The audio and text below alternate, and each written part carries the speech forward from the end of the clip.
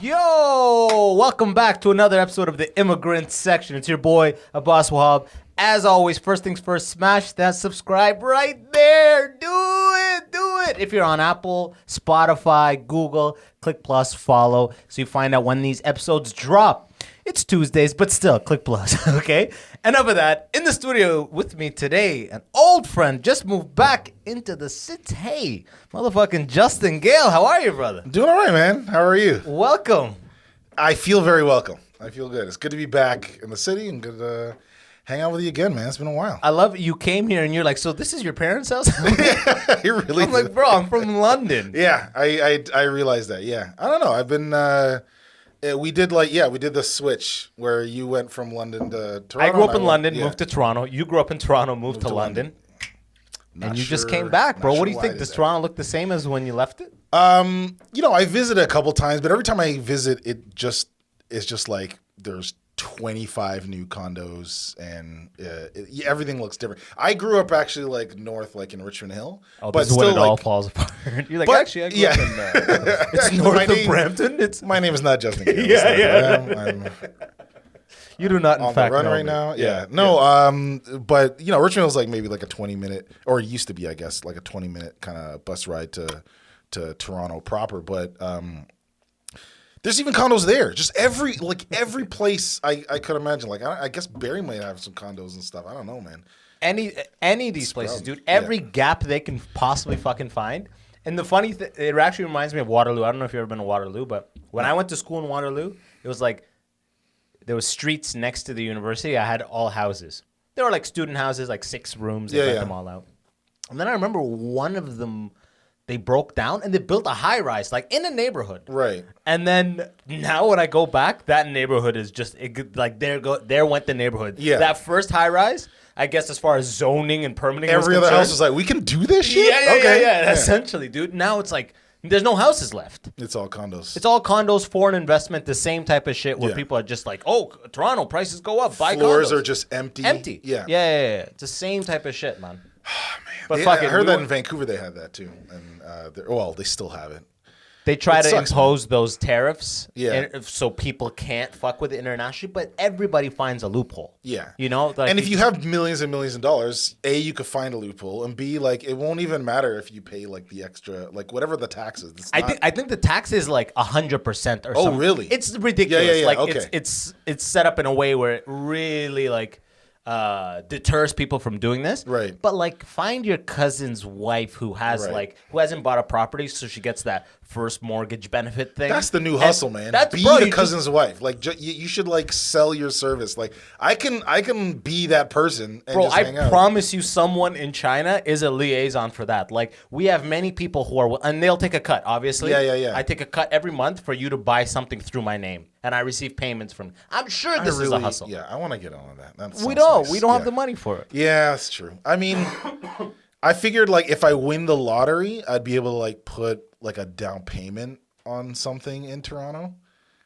This is the housing market right now. You would want to stay away from it, bro. I know. It's a frenzy out there. Yeah. It's a frenzy, man. Yeah, sucks. So we're renting. Yeah. That went without saying, by the way. You live in Bloor and Ossington. Yeah. I did not in a million years think, we bought a place, Bloor and Ossington. You know Bloor and Ossington? Yeah, we bought a place there. Little place, little quaint place, 2 parking spots. It's nothing special. Fixer-upper. Bro, 2 parking spots to buy in Toronto would probably be like $60,000, probably more. In the right places, I've heard like $1 million for like a parking spot or some crazy shit. Like that's that. a Manhattan shit. Fuck that, all that shit, bro. True. We don't have that money, man. Fuck it all. Yeah, I don't want to dwell on my not having money in Toronto. Welcome to Toronto, my friend. Yo, thank you.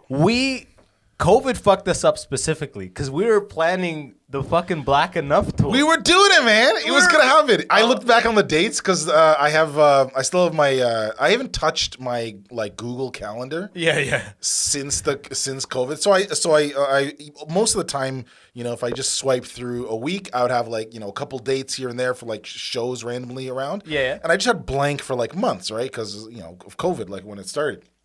So I went all the way back to when I could actually see dates. And then I saw all these dates for actual shows that we were supposed to do on April the 1st and April the 12th and all these other dates. And just... Don't even remind me, bro. It was set up. It was set up. We were going to do it. So a little bit of background. My boy Justin here.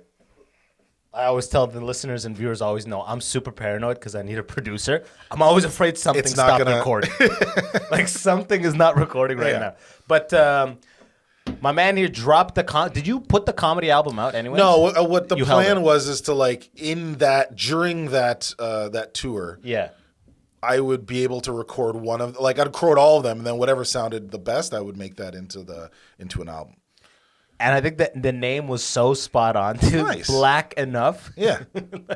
Bro, you're not just half black, you somehow turned out ginger. I don't know. Yeah, you and Blake Griffin. You and Blake Griffin are the only guys. 1 in like 500 chance that something gets like crossed wires, and they just go, do you want like all the white skin? And they're like, yeah, give it. And like even the freckles, give it to me. Yeah, I'm like one of every like 300 black people have freckles. It just happens. You like now that I've never sat across you. You've been friends for years. You know, like hitting Mike's shows. But now that I'm looking across from you, it's a well-lit. You have almost no black features. I mean, I got a big nose, I got big lips, I got a big dick. All these kind of, kind of. I'm like, if he doesn't say the dick, obviously, it's gonna be. I mean, we've known each other for a while, so you know that. Yeah. That's a fact. Yeah, but that's the London scene right there for you. Can I see your dick? All right, we'll put you up. How does number 6 sound? Pretty good. Yeah, we judge. Yeah. But yeah, no, I mean, like I'm pretty. I don't know if I could pass. That was like part of like a few of my jokes I actually did. Like I just don't know if people actually see me and say, "Oh, that's a black guy," or "That's a mixed guy," or is that just, do people actually look at me and go, "Oh, that's a white guy. That's clearly a white guy," and they're surprised if I start like bumping Big L or something. They're like, "Oh shit, wait, what?" I think he might be black. He might be black. To me, like to the untrained eye, if I saw you, you look like a guy who went off the deep end with tanning and now is recovering his skin. But like, how many guys go off the deep end with tanning? Like, how is that? It's not common, all right. Yeah. But like I'm saying, I don't think half black. That's not my first thought. I'm a odd looking person. Not odd, but not odd in the sense of like bad. I mean, I guess I am, but like that's the name of the episode, by the way. Odd looking person. Odd looking person. Just like, you don't see very many people that look like me. You just don't. And I can tell because most people, like I get this a lot, is you look like, I know you look like this guy.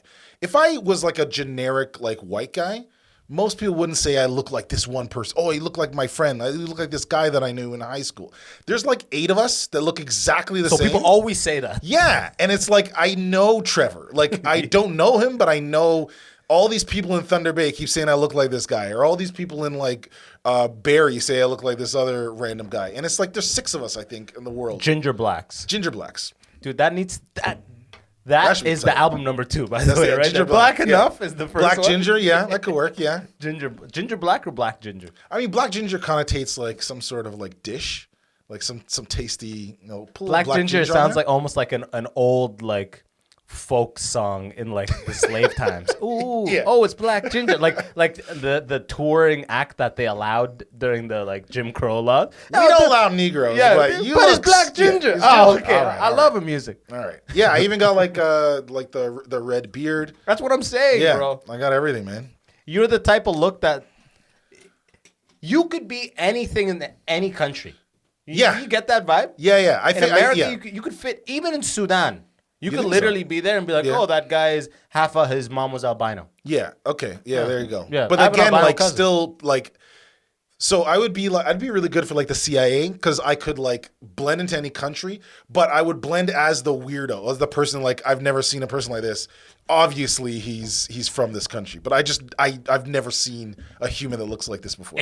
You look like you could go in as a temp in any IT department in the entire world, and people I'm a cultural temp. Believe it. Yeah. It's like you need a temp with IT. Oh, okay. You know what I mean? Look, he's got black rim glasses. You need some random you need a Taiwanese guy right now. Yeah. I mean, we'll bring him in for a few minutes. If you stand him in the back, you won't notice. You're like, okay, this is a weird looking Taiwanese guy. Yeah. When you were growing up, did you have to push the black thing? You know, like is your mom or your dad black? My mom's black. That's the other weird thing. Like most of the usually time, it's the guy, right? It's usually the guy. Damn, bro. Yeah. That's how the ginger got introduced. I think that's it is. what you get. You know what I mean? That's when what it's that way. The male, like I've always noticed that the male kind of dominates the color gene. So like the male being black, usually with the white woman, you'd have like darker children, like more black guy features. More black features would follow with the male. I mean, none of us are genealogists. So just a note to everyone. I didn't even finish high school. So I'm just pulling out my ass, but that I'm guessing because like this is the darkest I've ever been. Like every day is the darkest I've ever been. I'm always getting darker, and I'm not that dark. So imagine, wouldn't it's a season? I'm the same way. Like look, like if the camera can see. They can't really see, but just trust me on this, okay? I mean, you're just embarrassing. Yeah, exactly. Okay. Yeah, look at this black. Look how white I look. Like, fuck you. You know that white man. That's what I'm saying. That embarrassment. So, if I were you, I would think, just knowing the way I was in high school, knowing that you were half black, there's a pressure that if you have black in you, there's a pressure of the way you gotta kind of be.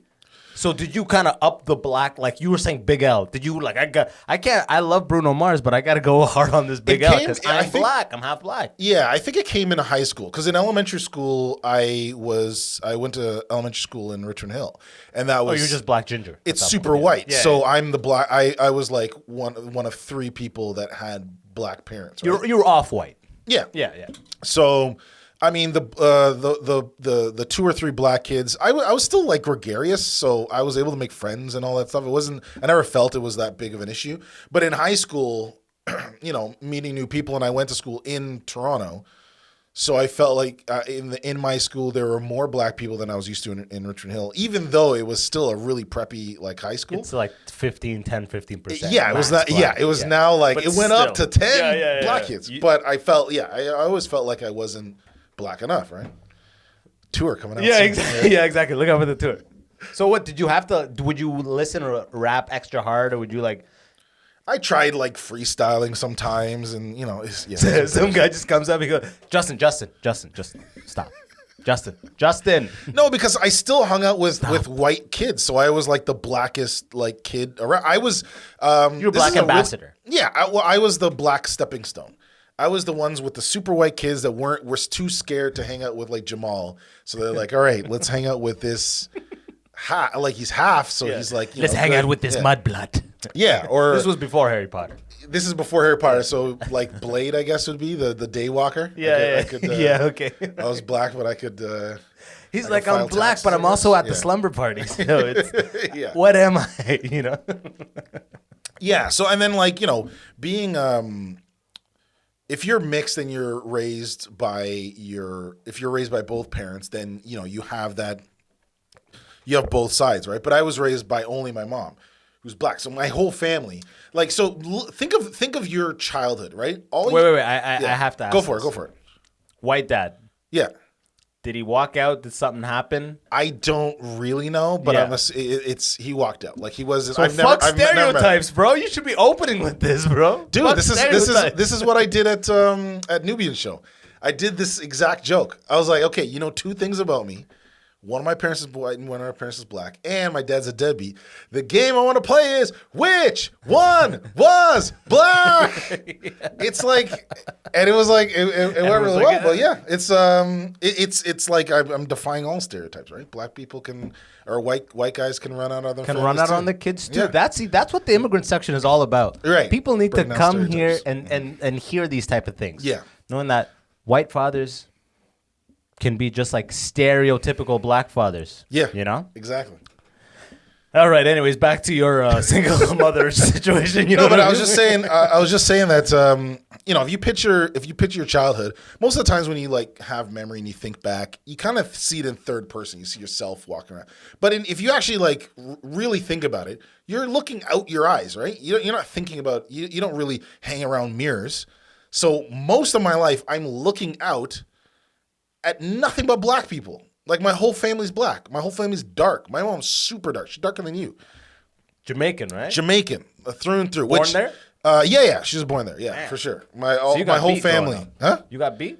Yeah, but it was like it like ended at a certain time. It ended last like thing your dad said, "Don't beat him, please, don't touch him, please." No, it was like maybe like before like grade 7. It was because it was the social pressures.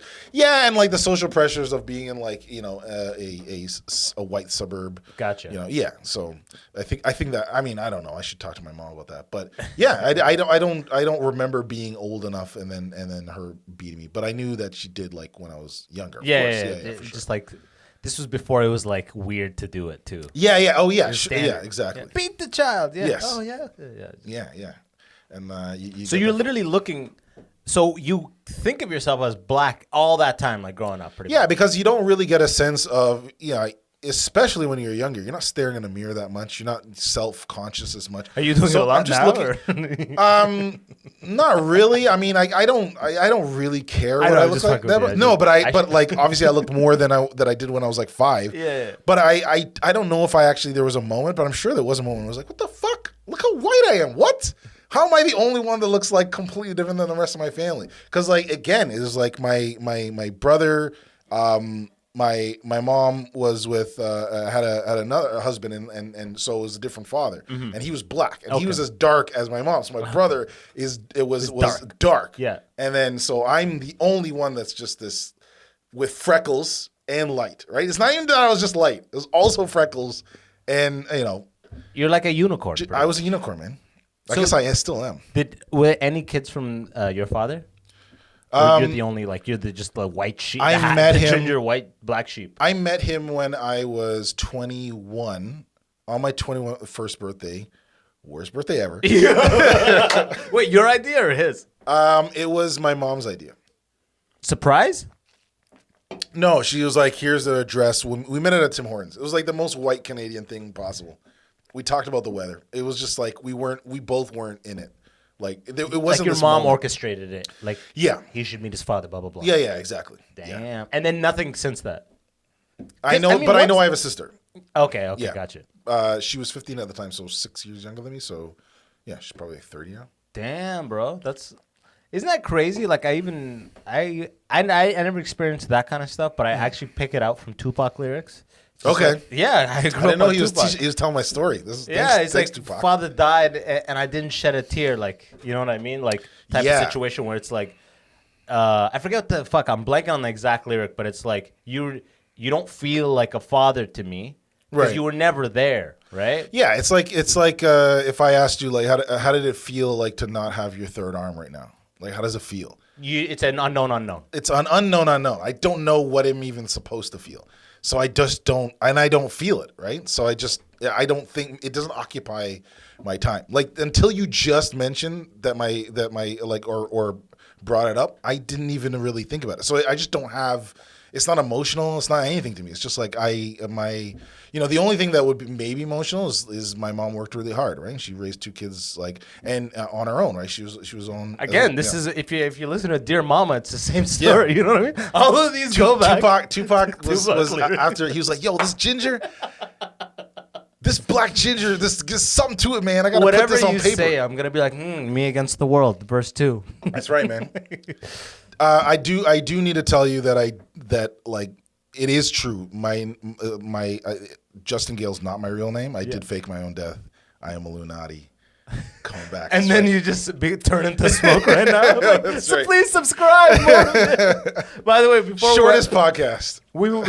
Before we went live, I always knew, like I said, we're in the scene. You're my boy. We're hanging out. You're just a half black comic. We never like sitting here picking it all apart like we do on the podcast. Mm-hmm. But you're like, oh, I'm half Jamaican. And I'm like, Jamaican? I just had a Jamaican. Motherfuckers are like, another Jamaican? There's flavors to this black shit, man. Yeah, you're like, please, but my story is different. Listen to me. Wait, so you were saying you actually went there as a kid? Yeah, a bunch of times. I went like maybe 4 or 5 times, maybe 6. I don't know. It was like a bunch of times. I just haven't gone since maybe like 15, 16. You haven't been in years? Yeah. And your memories of it, like being for the most part embraced? Yeah. No problems at all. Yeah, I was. If anything, like maybe even more so. Like I have a lot. My mom's like one of 8 kids. Yeah. So just a giant family. Yeah. It's nothing like too crazy. But it was a big family, and like everybody just like loved me. It was nice. And we were like poor Jamaicans, like not the rich. There's not that many rich, but we were in like literally like, Jamaicans. That's like an oxymoron. Yeah, I know. That could be your third album. Rich Jamaican. I gotta hear what this is all about. But they're like farmers. Actually, when I was 15, the reason we went is because my grandma would come in the summers and go back to Jamaica in the winters.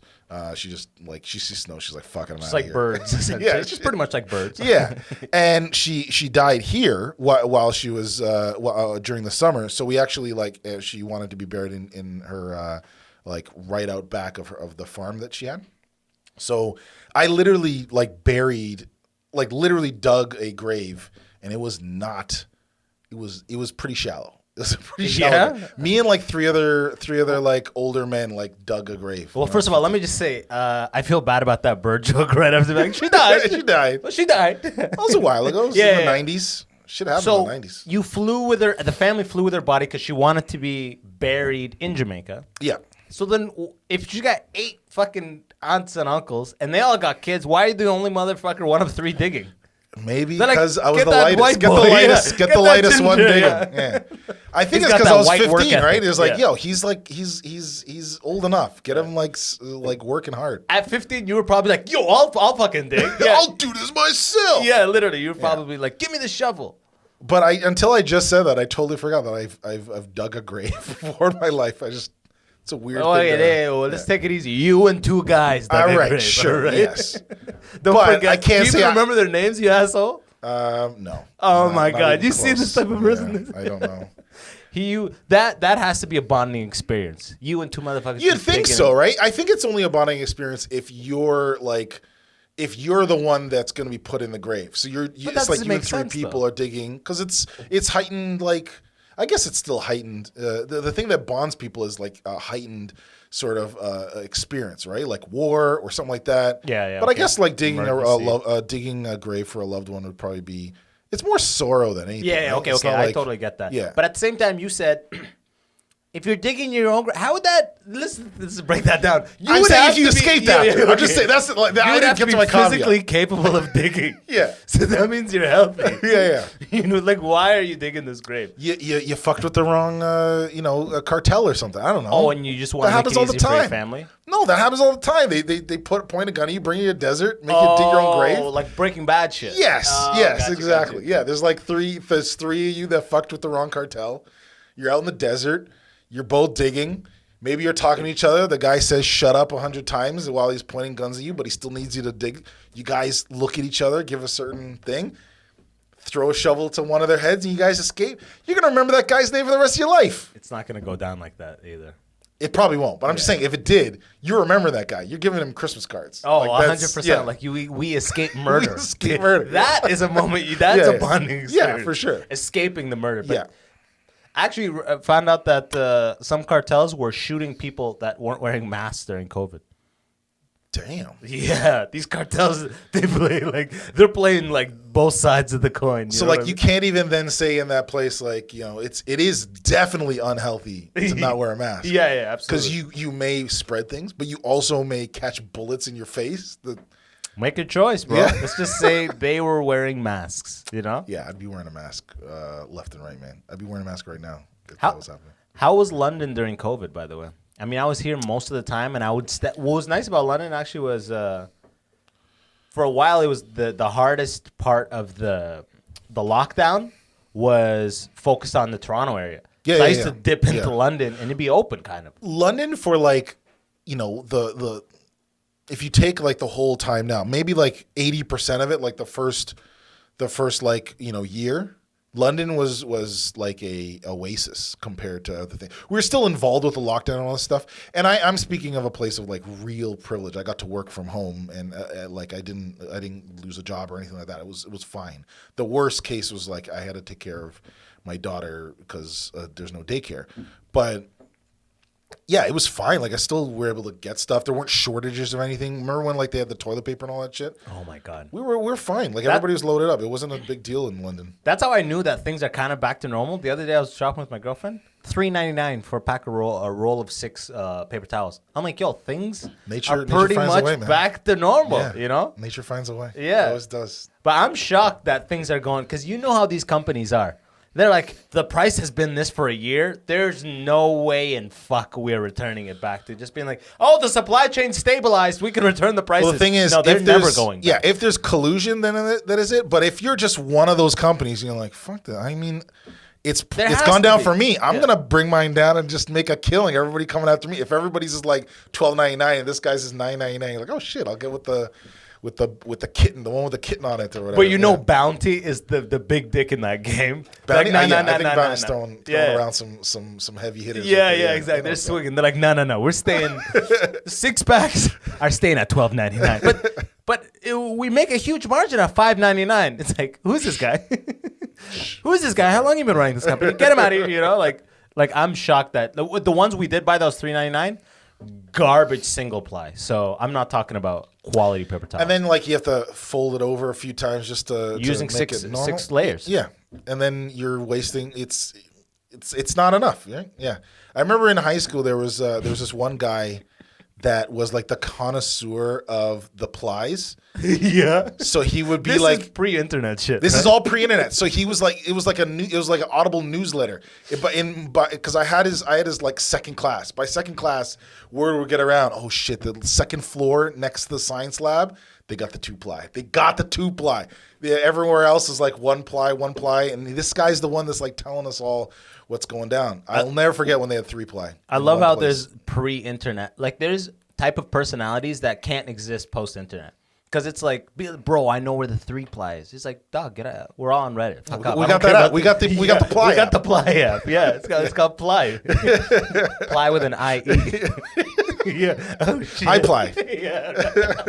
Fucking iPly. Like, dude, you can't. Like the guy that used to eat worms during recess, like his thing was eating insects. Well, the reason why his thing was eating insects is because he got people watching him. Right? Everybody was gross and whatever. He got attention, right? Now he's got to do it on Instagram. Yeah, but he does it on Instagram. There's a guy in like, Beijing that's doing it 12 times better than him with better personality. Eating a Komodo dragon. Yeah. And like or some guy in like South Africa is eating it with not eating at all. Yeah. And he's killing everybody. But they can't compete. So he's just like, oh, fuck, all right. I'm just sitting here in a corner eating worms by myself. Like, this fucking sucks. Yeah, these people are not going to survive. It's a globalized community. It's not, I guess it's the internet, but it's really just like the globalization. Everybody can find anything they want at any time around the world. And that's scary and good. I don't know. Speaking about that, can I ask you, have you been seeing what's happening Palestine-Israel? Yeah. And what is your knowledge before this happened? Just as like speaking totally objectively. And like I feel like comedians are just inherently more like objective and like down the line of being like, oh, this is like, you know what I mean? I see it both ways. That's just like that's just the personality trait of comedians usually. Yeah. But I want to know, because right now it's like sensationalized and it's in front of everybody's face. I want to know what you thought about it before. Did you used to think it was a conflict? Did you used to think like, oh, there's blame on both sides, or like? Well, like right off the bat, I would say it is. And again, I should say beforehand, I'm an idiot. Exactly. I don't know anything. Whatever. We always say this is not a credible source. This is a comedy podcast. I don't know. But this is like a poignant topic. Yeah. You know what I mean? I would say that it poignant looks the right like... word by day? Yeah. Okay, thank God. Yeah, absolutely. Okay, you're continue. right. Hold on, let me check my dictionary. Yeah, okay. You got it, man. You got it. This isn't a game. I've been told that by someone.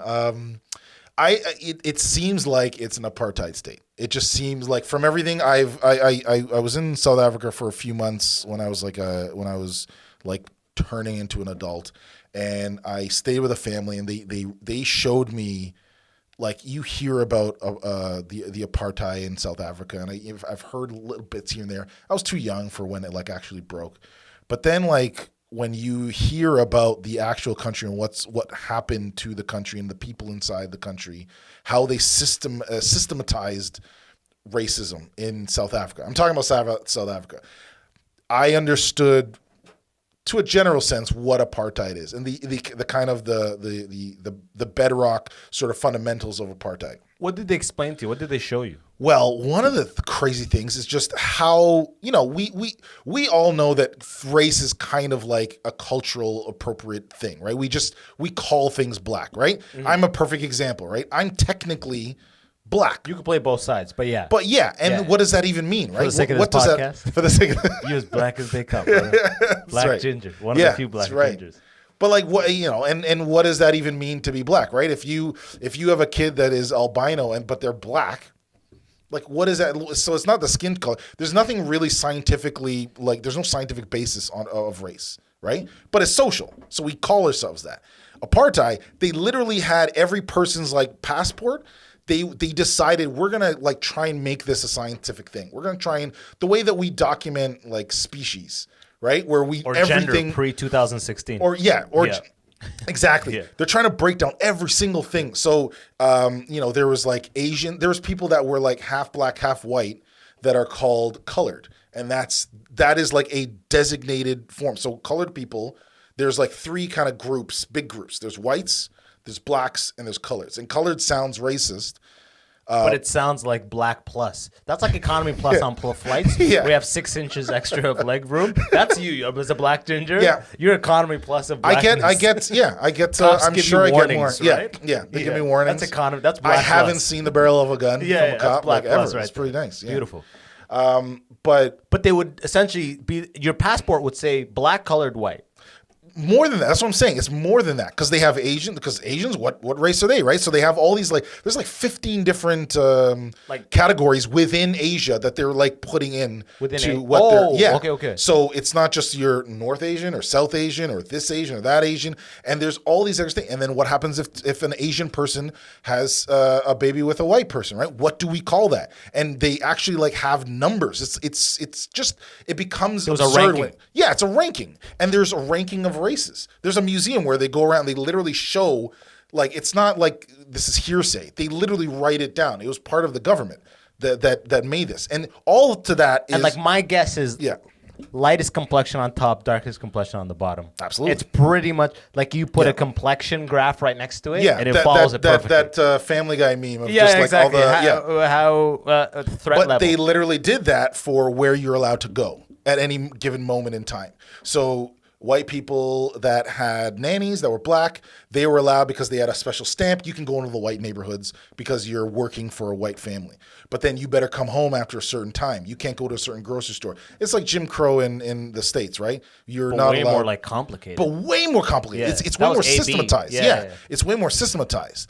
And it seems like it's a system, having a government that is based on ethnicity. Just you can't say it's based on ethnicity and say that it's a democracy. It just can't work. Because what if I fuck an Arab? What if an Israeli fucks an Arab and has a baby? Yeah. How does that? And then if you try and figure that out, well, now you're getting into the systematization of race, which is or ethnicity, right? If you want to call it in a little more technical terms, and so. It just can't work. In Canada or America, let's say, for all its problems, if I'm allowed to exist, right? That was the Trevor Noah thing, right? He was literally a crime. Yeah. He wasn't allowed to exist, right? Mm-hmm. Because he was the product of people that weren't illegal to to do that sex. Yeah. That sex is illegal. White person and black person can't have weren't allowed to be together. So if they have a kid, that kid is a crime, and that's the natural progression. Don't go on Pornhub. Do not go on Pornhub. That must have been so. That's amazing. If the internet was around, around apartheid. Yeah. Do not go on Pornhub. Yeah. Defense minister. Do not go on Pornhub. Nelson Mandela's Road to Freedom, his writing, it would just be just a bunch of search titles. Interracialist, interracial gang. Please watch this. Yeah. Watch this, please. Yeah. Our whole system. I don't understand. It's so hot. How are they? Why are they not combusting? Why are they not combusting? Everything we learned. Yeah, man. I bet you, because you always see it in Pornhub and those type of things that have the number one search in around the country, around the world.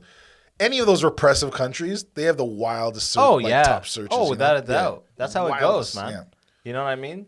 In Saudi Arabia, I'll be like, Bengali maid sucks off this. You know what I mean? Yeah. Like it's a clear reflection of what's happening in that country. Yeah, you know? Well, it's everybody wants to beat off to something current. About on the topic of that about what they told you about the apartheid. Yeah. This it's funny because this Palestinian-Israel conflict, they call it, which is pretty much kind of like a genocide.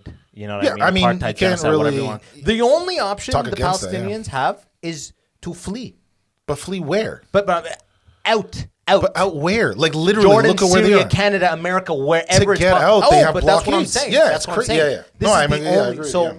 I was having an argument with, not even an argument, just a conversation with somebody recently, and they were like saying, so like their vibe was like, you know, like so many other countries have turmoil. There's so much more turmoil, or not more necessary, but there's turmoil everywhere. Why are we focusing on this? And I thought about it because I didn't know. That's a good point, right? Because sometimes the media focuses on one thing, and we all gravitate because we see it everywhere. Protests are happening, and when someone asks you that question, it's like it's tough to answer that. But I say in the scenario of Israel-Palestine, it is one of the only scenarios where the people don't have an option.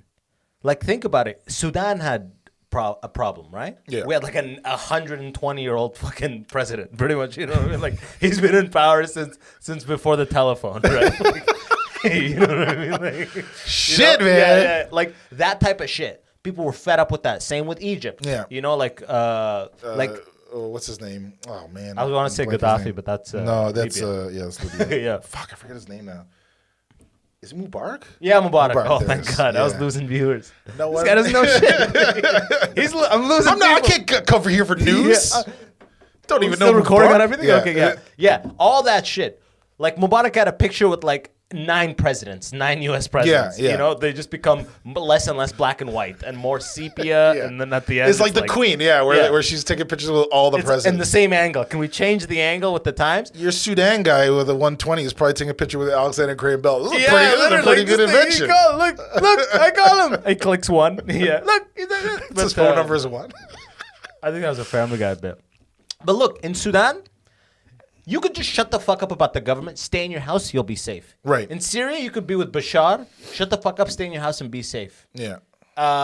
Libya, same type of shit. Oh, I see what you're saying. Yeah, you can just play ball, and you have a route for safety. Which sucks, but it's still an option. Morally, Yeah, I see what you're it's a saying. moral conflict, Yeah, and ethically, which side do you want to stand on? But you have a route for safety. Some people would call it cowardice. Some people would call it whatever. You have a route. The Palestinians don't have that. They don't have a route. They don't have an off ramp. They don't have any. They don't have. Yeah, I see what you're saying. Yeah. They can't be like, oh, okay, guys, okay, let's talk.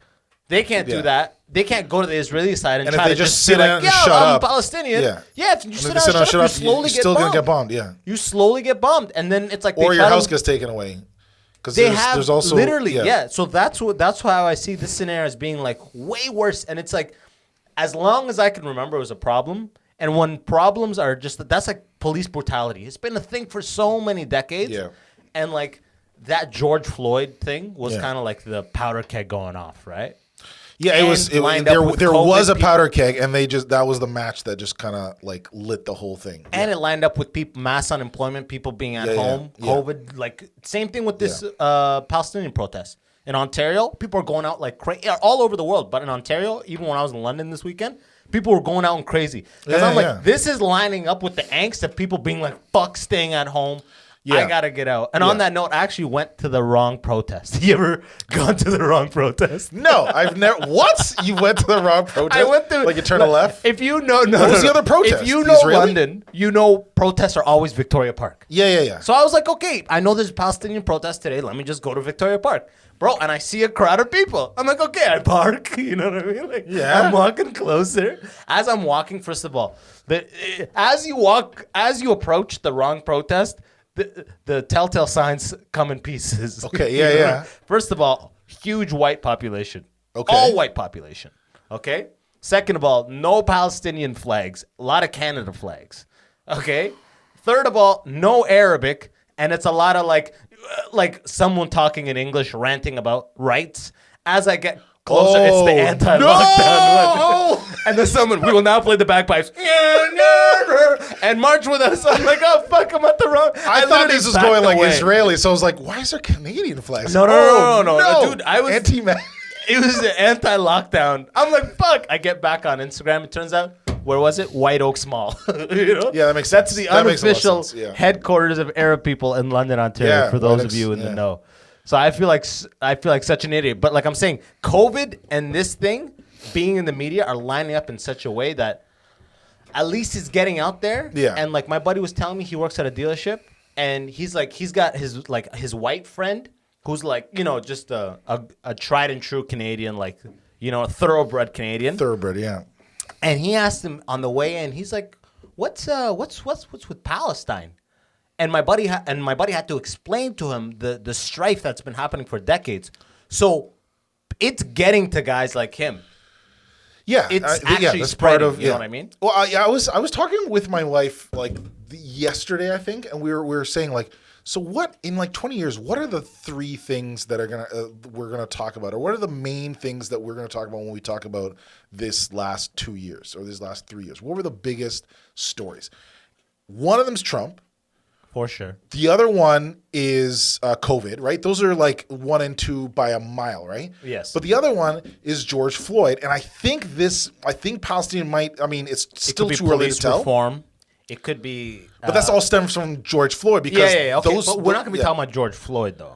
I think we're going to be talking about maybe not. We're going to call it BLM, Black Lives Matter. But here's the thing: my wife mentioned that. I was like, yeah, I don't think we're going to talk about George Floyd. But then she was mentioning that that summer. The organized protests were the largest in American history. That means larger than the Million Man March. That's larger than a million people. Right? Yeah. Well, I mean, they couldn't call it that. They couldn't legally call it that. Wait, 1 sec. 992. Don't call it that. They'd be sued by Disney or something. Yeah, exactly. But like bigger than all of that.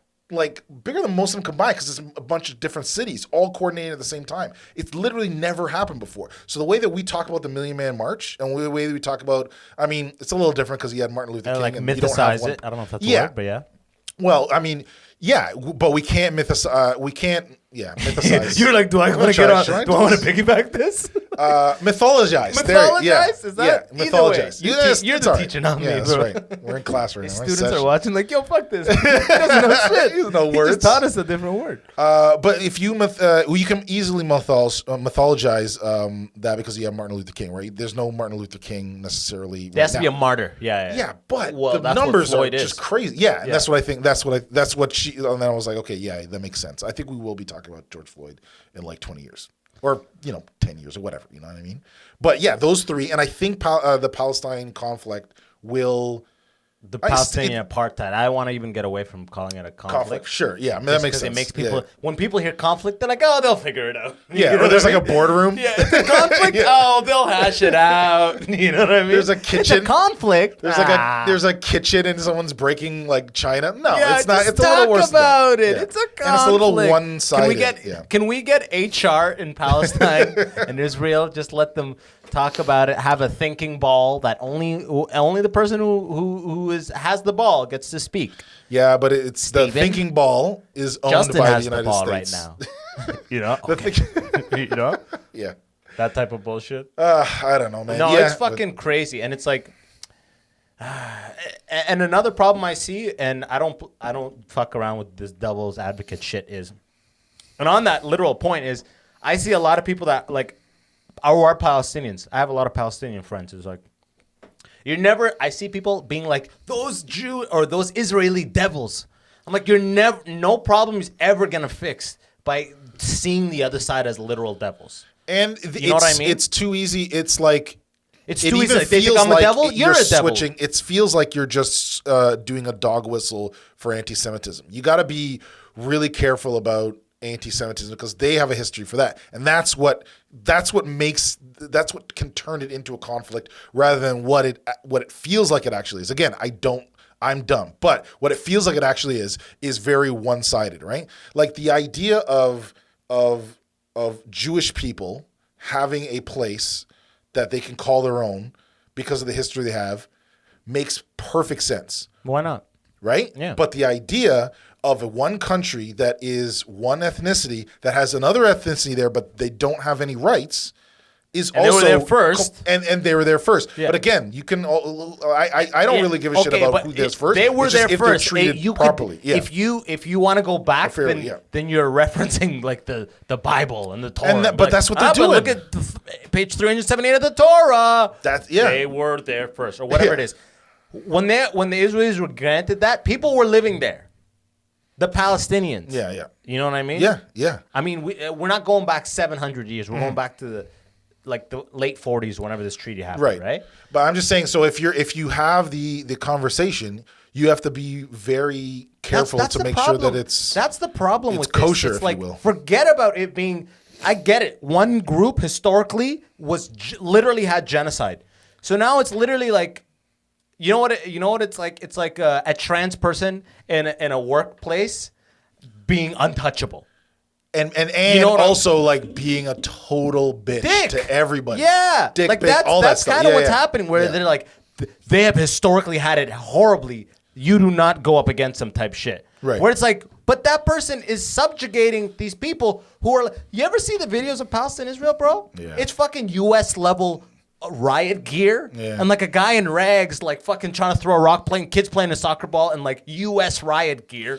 And like MP5s and like everything top of the line. And it's always like, but the retort to that is always like, oh, it's propaganda. It's just like them like trying to put a message out to whatever. So they always try to like this thing always gets muddied when everybody is having a conversation and very few people know what the fuck they're talking about. But it just looks like it's a one-sided thing and one side is just getting their ass kicked.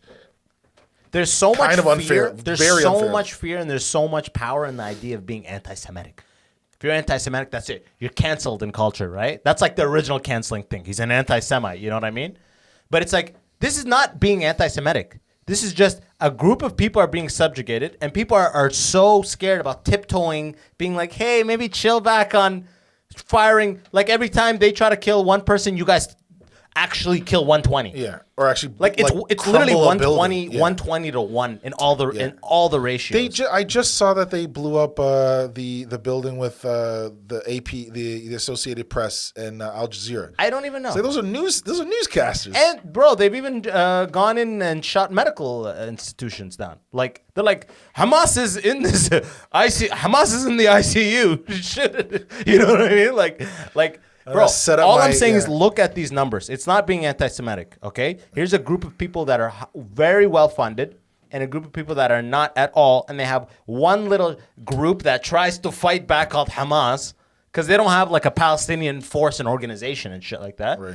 So it's like, no. Remember what happened? It's like, no, man. Let's just fucking figure this thing out. These people are like, how come? I feel like nations need to start putting money against it because money talks more than anything. Well, that's what happened in South Africa. That's what happened in South Africa. It was going on. It was also as in broad daylight as this is happening. So it was like apartheid was just the way of South Africa, and everybody was fine with it until people weren't, and they boycotted. One of the reasons why South Africa, when I went there, it was around the time of the whole market crash in 2008. South Africa did really well in that. They didn't lose that much. The reason is because, and the reason every other country did shitty is because they're all interconnected. They're all globalized. Yeah, South Africa didn't because we got cut off, motherfuckers. They had 20 years. Yeah, they had 20 years where like we have to do shit on our own because no one wants to fuck with us because of apartheid. But eventually they got out of apartheid, but they were like very self-sustaining because of that. I think like it's hard to do it when money's not really going to matter unless America gets out of it. America's fitting the whole bill. They're footing the whole bill. Because what and this again is like one of those things where it's like, all I know is that Israel's right there in the middle. They are a satellite operation for the United States, and the Middle East is always a risk of a united threat. If they unite, there'll be a threat to America. They'll bomb us right away if they unite. If they all shake hands, they'll bomb us right away. So it's like the U.S. has a very strategic interest in keeping a satellite operation there. That happens to be Israel. Right? I'm not saying the Israelis are devils. I'm not saying any of these. They're fucking humans on both sides. Yeah. Right? Yeah, for sure. But the reality is that the world, just for whatever hand they were dealt, they get to treat this group of people like scum and are literally like subjugated and locked into an area and have limited rights.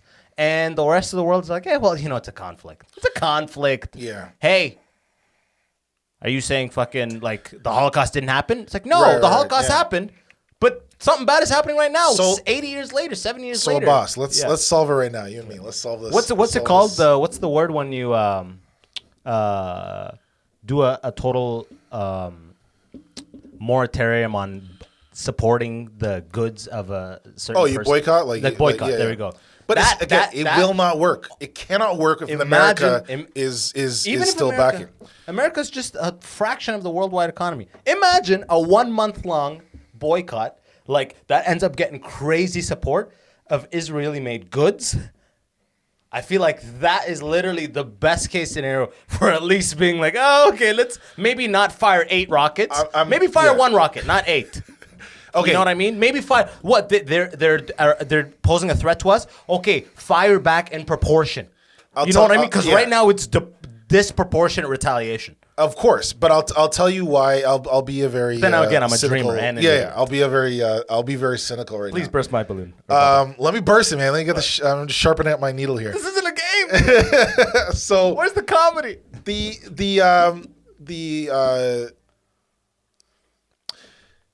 Can you name like anything that you've bought that's Israeli? Bro, that's the fucked up part. What thing? Just 3 days ago. Hummus. Really? It was the best hummus. And I wanted, and they didn't have another one. And it was made in Israel. And I looked around to see if Arabs were around me. And I bought it. Okay? But I'll stop buying it. It tastes good? If we do this collectively, because I feel like it has to be a collective thing. You know what I mean? Like, in the meantime, I'm going to get what I need. But if we organize, if people go, hey, for a day, we'll show you just how big of a drop could be. Money is the power. Money is the vote, you know? Yeah, I feel like if that happened, like America, if America is like, we're still with you, it worked for South Africa. Money. You just said that, didn't you? Yeah, but America was with them until they weren't. America then, like, they weren't. The reason that Israel exists right now and is not like crumbled is because of America. They literally like all the weapons and all that stuff that is coming from America. Israel could not exist without America. Yeah, like Israel. South Africa could exist without America. All of the efforts in Israel just falls into America's probably literally like national defense budget. Yeah, Israel is an extension of that, right? Yeah. But let's say it makes such a big effect that I'm not even talking about being like, yo, let's leave this area. It's yours. Okay, buy hummus. It's all yours. Take it. That's never gonna happen. I'm talking about actually being proportionate with your retaliation. Number one, right? And that's just step one, right? Stop exploding. Stop killing people every day for no reason. All right, that's number one. That would be number nice. two. How do we actually let these people live with full rights? You know what I mean? And like, they're not even recognized there. That's the second part of it, right? Yeah. This is really this depressing. Is one of those. Yeah, this is one of those fucking topics that it's become like this. Like I swear to God, Israel Palestine is pretty much at the point where it's like you might as well be talking about Illuminati or Freemasons. Or like, you know, like AP calculus. Like, just everybody feels like they don't have an idea of, or that they're talking out of their ass.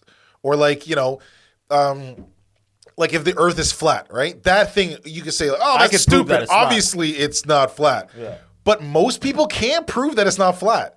Like, I agree, it's obviously round. You just said you could prove it. I've literally like taught people how to prove that it's a sphere. Yeah. But most people don't know how to do that. So they would be like, yeah, obviously the earth is round. And if you talk to a person that's kind of has a good way with words and says the earth is flat, they'll be like, no, this guy's crazy, but I can't argue with this guy. I feel nervous arguing with this guy because I don't have the weapon. I'm stepping out of my wheelhouse. Yeah, exactly. Like, why isn't the earth is round part of my wheelhouse? Yeah. It's scary, yeah. That's basic. Yeah. That comes down to like basic responsibility as an adult to educate yourself. Because after you leave school, you're on your own. Go do your own thing.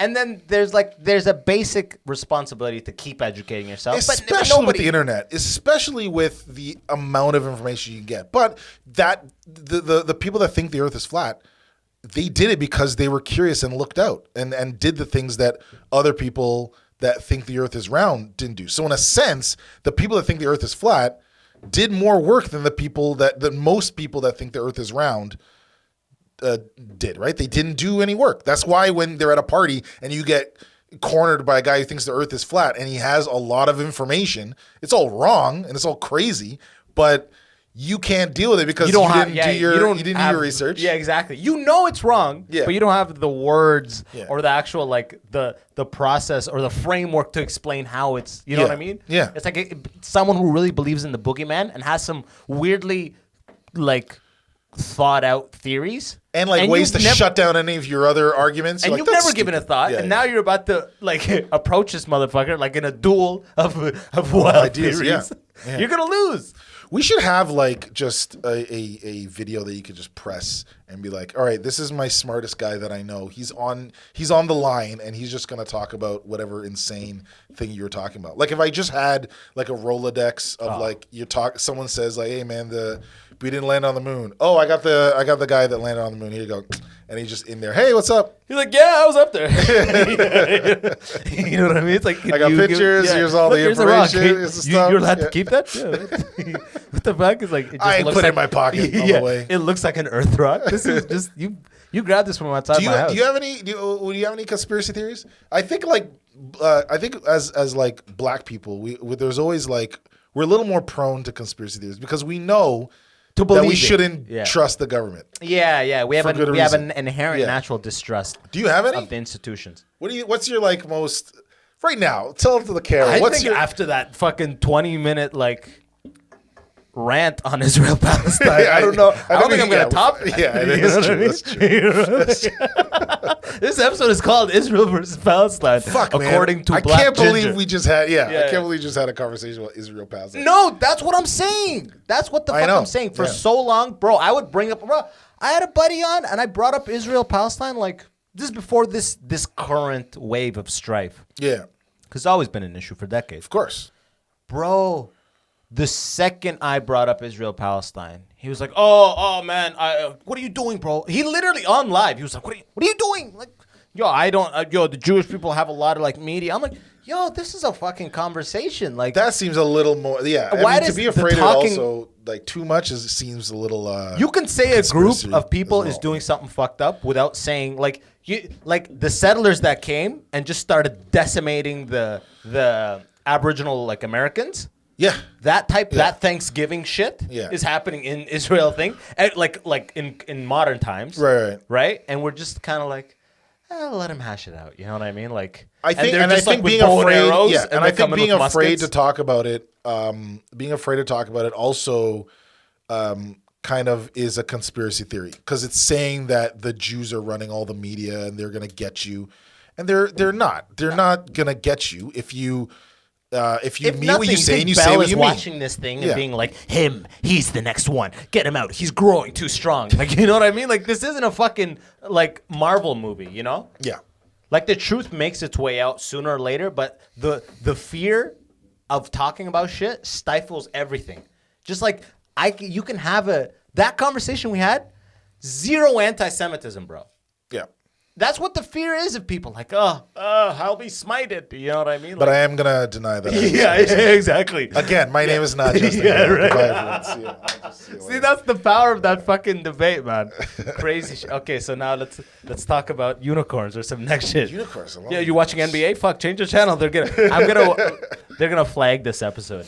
YouTube is gonna flag this shit. They're gonna be like, they just kept going in on. Do you get commercials? Do you like monetize? It just went on the other day. Nice. Yeah. So, congratulations on your first day monetized and your last day monetized. Yeah, so right. Yo, I swear to God, because you know what it is, and it's actually funny that it happened, is because when I used to be with a network called the Sonar Network. Okay. And here in Toronto, they're like a Toronto collective of podcasts, and I had Ben Bankus on. And they pulled the episode because he's a known hate speech, blah, blah, blah, all this shit. They pulled it. They're just like, hey, so we took it down because he's a known blah, blah, blah, blah. And the ironic part was like, we're all about free speech and voicing people, but we took his down because we don't like what he says. Right. And effective immediately stopped saying the R word. You know? Oh, right. Yeah, you know what I mean? Yeah. And what's funny is now I realize the videos that we dropped the R word, the YouTube, it goes yellow.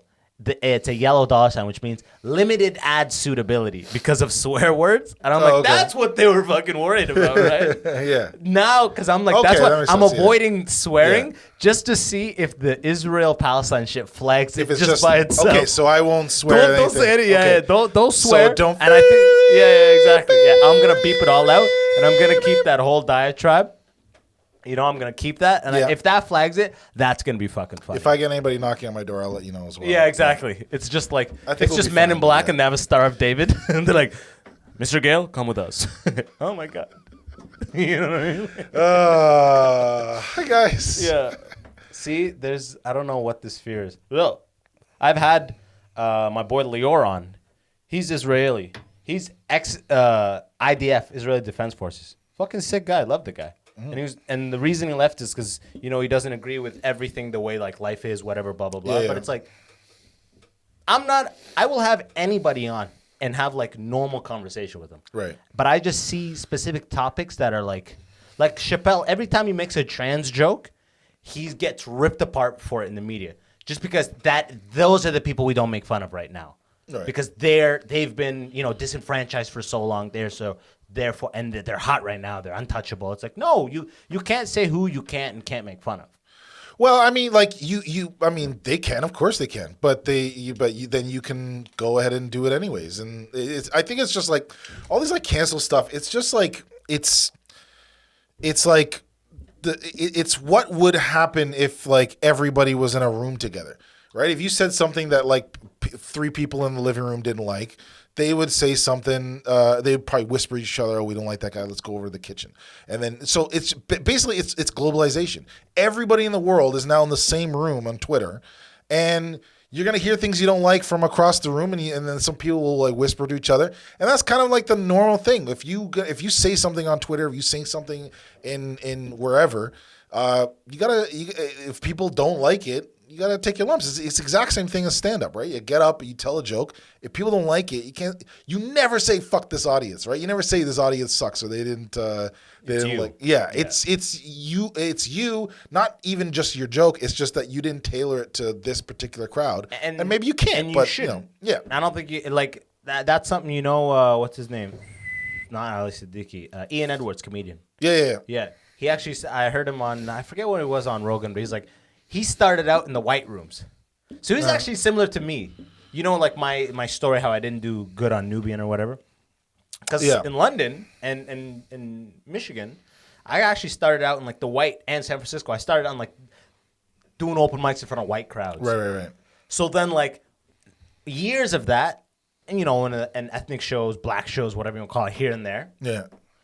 So my shit is built to work ideally with any crowd, but I realize when I'm like in front of a black crowd, I'm changing things. Yeah. Ian Edwards said the same shit. He came up in front of a white crowd, and then when he had to do the black circuit, he had to rewrite his jokes to work in the black circuit. Right. And then years later, he could write them in a way that they work in every room. Right. So And it it's comes not with time. And it's not even just writing. It's Your demeanor, your confidence in Yeah. yourself, your comedic voice. Yeah, and like being mixed, I do that every single moment of my life. I'm constantly I'm in a black family, and you do this if you live in London, Even as right? a black guy in a you're in your family, predominantly- in your family you act just a different way, and in your when you're at school you act a different way, and it has a lot to do with everything, all the different differences.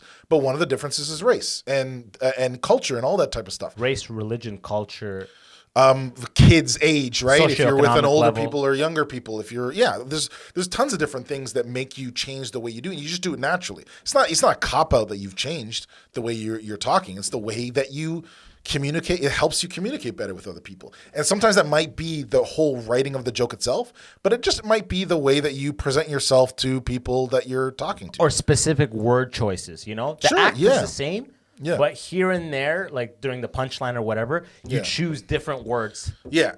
I hate when like people get mad at like politicians, like when they drop their R's in the South or they say y'all.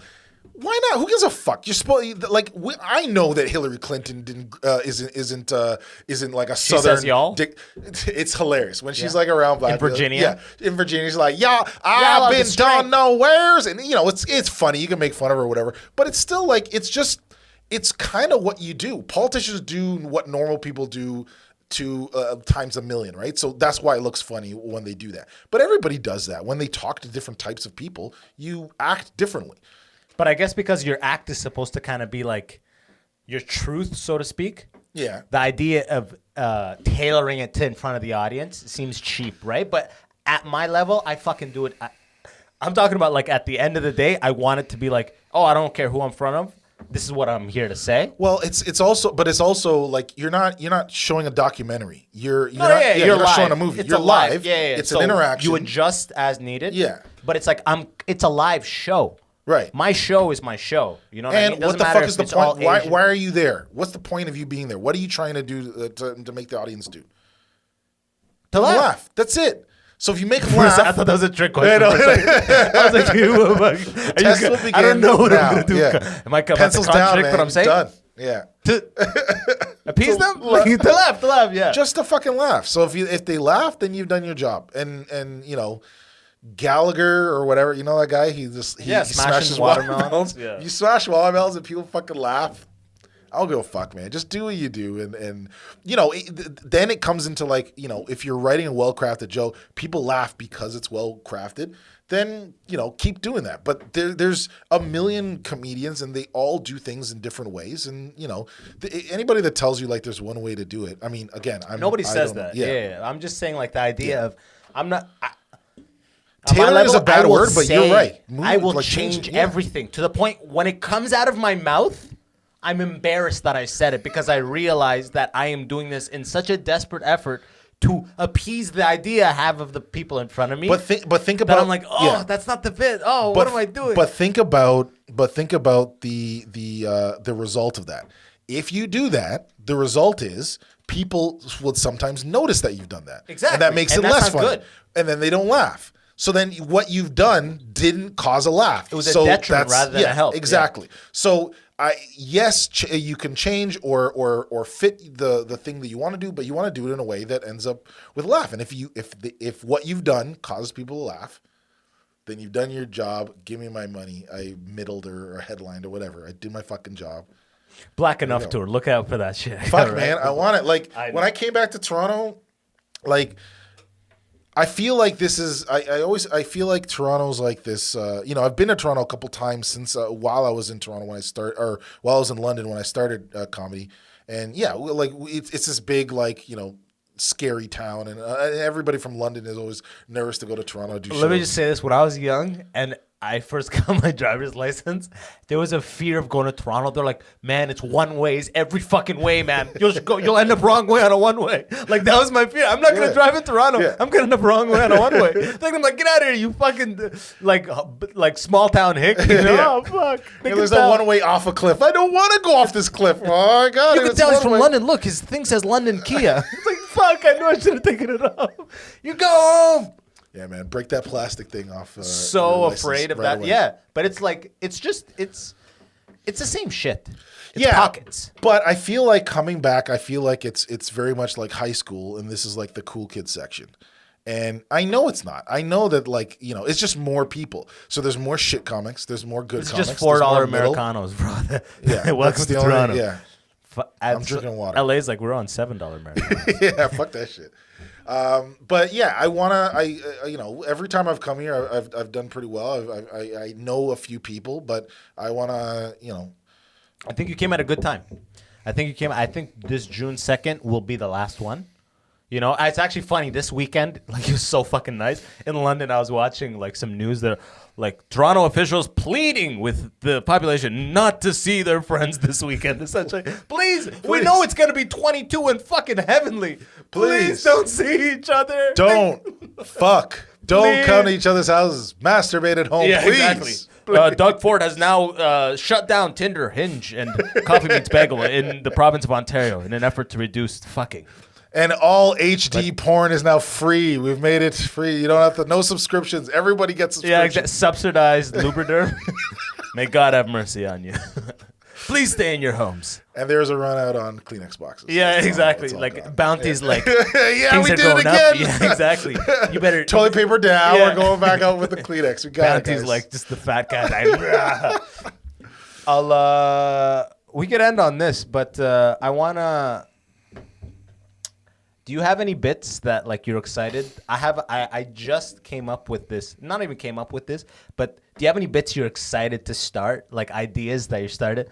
Because Yeah. you don't have to couple, go yeah. ahead and be like, here's the bit, but No, like, yeah. because this is not flushed out at all. But Uh-huh. I'm like, I want to do a bit about how like, I may just open with this because, by the way, have you done comedy in the last 6 months?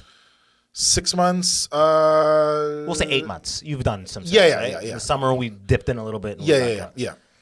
yeah. You feel like a fraud saying that old shit, right? Yeah, for sure, man. You feel like because everything like So much change. everybody has read the same book. It's called COVID. Every single person has read this book. That's a good and way to you're put it. coming up and you're talking It's like a as book if report. nobody has read the book COVID. You're like, what? Like it just feels like a fraud saying anything. And if you get up and you just go, hey, what's up, everybody? What's up is the stupidest thing now to say to anybody. You know what's up. Yeah. COVID. That's the Lockdown, only thing that's up. That's the only thing that's up. Why would you even ask that question? I could hear someone going like, what the fuck? What's up? Yeah. You say what's up to me? My grandparents are all dead, asshole. Yeah, like- That's what the fuck's up. Make me laugh. Oh, fuck. Like, I haven't everyone got my is dick dead. wet in a year and a half. What the fuck? I know Bounty is what's up. $19 a roll, motherfucker. Make us laugh. Oh, my God. Yeah. So like to not, and then of course you get into any type of joke, it always has this like it always feels extra fluffy now because there's the weight of those jokes. They didn't have the weight of COVID wrapped around them, right? It's just these whatever joke you were talking about. You're like, what the fuck was I talking about a year and a half ago? This is stupid. We have COVID. Everybody's like, it's crazy. So I don't know. Yeah, you feel like a fraud. I want to do a bit where I'm like, 5 years from now, you're going to be watching TV or, advanced virtual reality, whatever the Yeah. fuck it is. Infomercial will come on black and white. Like, did you take the Pfizer or AstraZeneca vaccine in 2021? Do you have mild this, blah, blah, this? Call Goldfinger because we care about you.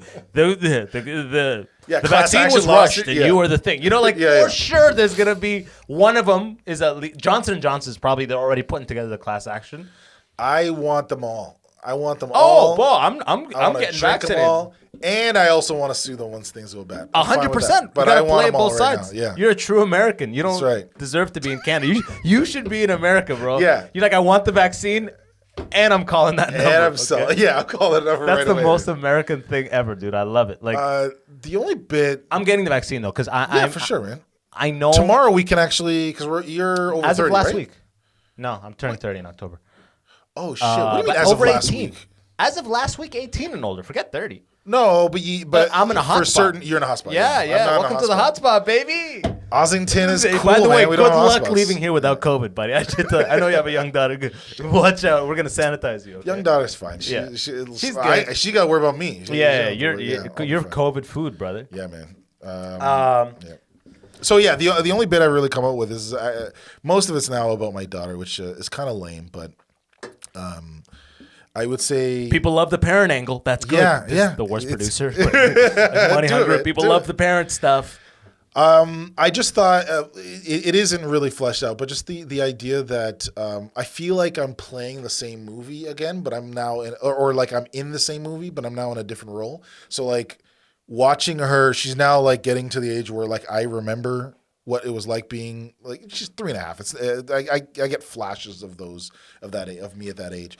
But basically, like you were the star of this like blockbuster movie that was like all about you. And you had like co-stars that were like veteran actors that are able to help you out. Everything's done for you. The per diem, you get food anytime you want. It's this big budget like production. And now I'm in the remake of that movie, but now it's like an indie movie. There's no budget for anything. I don't have any money. It's like this Barely a struggle supporting thing. actor. Yeah, it's like a much worse movie. But They said I'd be a lead, but I'm kind of just supporting. and then this fucking diva is like in our she's gonna be the next big thing, but she's like this super diva that needs food all the time. It's just like going through the same movie from a different perspective. I love that, dude. That's actually sick. So we'll see. I don't know. But the thing is, like, I can't write anything unless I get up on stage. You can go and actually flush it out. Yeah. It's actually funny you say that on stage because just a couple weeks ago, I watched Groundhog Day for the first time in my life. Congratulations. Fuck, I wish I was there to watch you. And what's so fucking funny is everyone's like, oh, I realized that for years people would be like, oh, it's like Groundhog's Day. And I thought I got it. You thought it was like the holiday. That it was I thought it was kind of like, oh, you know, yeah. Really like I didn't get it at all, right? Like they meant it's deja vu repeating, right? Yeah. I didn't get it. I thought I got it. That's amazing. And then I'm just watching the movie. I'm like, oh, the whole movie for an hour and a half. Oh, like literally decades of people like, it's hilarious. like Groundhog Day. That's one of my favorite things ever is when people realize something that they've taken for granted for their whole life. My friend, it's still the funniest thing, and I always mention it to him. So you know the movie Phenomenon? It stars... You don't have to know it for this to be funny, but it's sick.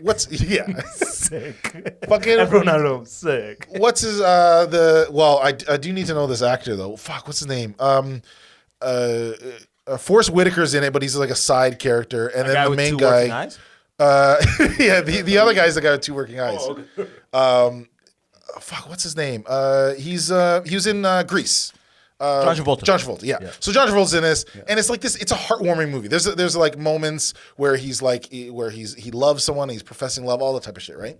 There's also a song by LL Cool J called Phenomena, and it's, as you would assume with any LL Cool J song, it's just dripping with sex. The whole thing is sex, right? This guy thought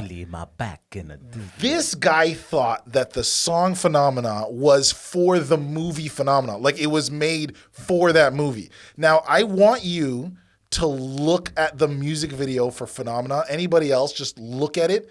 It is like perfect 90s, like sex, think Genuine, like pony sort of like thing. And then like you have a jacket, but no shirt on. No shirt, licking lips right in the camera, the fishbowl camera thing. Yeah, all that shit, right? Girls stepping in bikinis. up, stepping back, hand stuff. There's people are dark wet. scene. Yeah. and then just look at Change the World, which is a song by Eric Clapton. That's an actual song from the movie Phenomena. The song goes, and I'm just going to play a little, I'm going to sing a little bit of it. If I change the world. It's the softest, guitariest little song. Yeah. And my friend thought that LL Cool J wrote Phenomenon for the movie. Yeah. So I'm just like, he's like, it's not part of it. I was like, have you watched anything? Have you watched that? Have you watched that? Have you watched the movie? So I've always the thing I've always wanted to do since then, this was like 10 years ago, I've always wanted to make that music video, but Phenomenon, but then cut it with like, you know, Forrest Whitaker crying because there's a scene where he's crying. Like it's Phenomenon. Yeah. But like playing the hip hop, like sex craze, something like a Phenomenon. No. I don't have if somebody in the editing skills. Yeah. We can talk about that after this episode. Let's do that, man. I mean, it would make my life. But just, I remember too, 10 years ago, another moment I'll never forget, where my buddy and his girlfriend used to house sit for some people for 6 months. And like all of the friends had access to the house for those 6 months. So we'd hang out for 6 months there. I remember being like a big place in London, Western Profs. Okay. Right near Richmond. Yeah. We're in the balcony of the upstairs area. And I'm sitting there with my buddy, and he goes, my buddy Ahmed, he goes, man, I just realized that working hard or hardly working are opposites. Get the fuck off the balcony right now. Get off the balcony. Get off the balcony. Just walk off the balcony. It's going to hurt. I don't care if it hurts. I don't even remember laughing. It was just kind of like there was a soft breeze and a gap of silence. We were smoking hookah, and it was just like... like I'll let you sit on that. I'm too sober for that sentence. They're opposites. Yeah. How did he answer that question with some like white guy on Monday morning said that working hard or hardly working? I don't. Yeah. No, it's just one of those Groundhog scenarios. You're like, aha, and you One of don't those actually Groundhog get scenarios. it. You don't get it. I don't know if you mean it's one of those Groundhog scenarios that happens all the time, or That- if it's one of those it's Groundhog layered, scenarios that you it's don't know. layered. Yeah. This Well whole done. episode, someone's watching it like, oh. You know, like- Yo, tell the people where to find you, man. This I am Justin G Comedy on Instagram. I don't post anything. I mean, I post every once in a while. Justin Gayle on Twitter, which I also don't post a lot. I have like 3 followers. I don't know. Fuck it, that's the truth, bro. Yeah, and Toronto, I'm gonna try and. You're do as gonna come much- out. I A lot of live my right listeners- across the street from Comedy Bar, so I'm gonna try and like half make a show or something like that. half the viewers and listeners are like in Ontario. So like in Toronto, if you're watching live stand-up comedy, my man's gonna be at it. I'm a funny guy. Yeah, I swear to and God, I'm he's super light skinned. Yeah. So you know, Still got to figure out the episode name. Is it Ginger Black or Palestine versus Israel? I don't know if Or you boycott Israel according to Justin Gayle. Here's his social insurance Here's number. Here's like Your GPS episode is coordinates. just your social insurance number. Oh man, hey, I'm gonna pose for it. Yeah, exactly. Yo, I'm gonna put all his stuff here, but like the guy said, like he's not super active. But the point is, in Toronto, we got to put together this tour again. Yeah, for sure, man. I want to Me, go all you. over Ontario whenever we can, man. Who else can? Oh, you have- want to do it now? No. Name names Yeah, right yeah, now. We'll exactly. See, but, Who, yeah. who do you think is unfit? not saying that now. Yeah. Okay, yo, but from my end, if you haven't smashed subscribe yet, please do that right now. Assuming you're still here after that Israel-Palestine diatribe, Jesus. okay? I'm putting this guy's face for the whole end. Anyways, if you want to support the show directly, all right, the money's not going to is going to me, and it's going to a very anti-Semitic cause. Okay, all right? No, I'm just fucking around. This guy's sweating now, all right?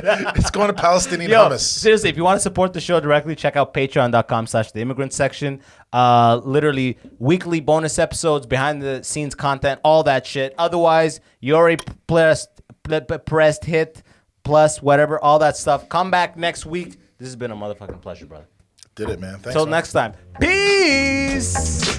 Yo, and that's the episode. Remember, if you liked it, smash that subscribe button so I can give you updates. And until next time, it's your boy Abbas Wahab. Easy.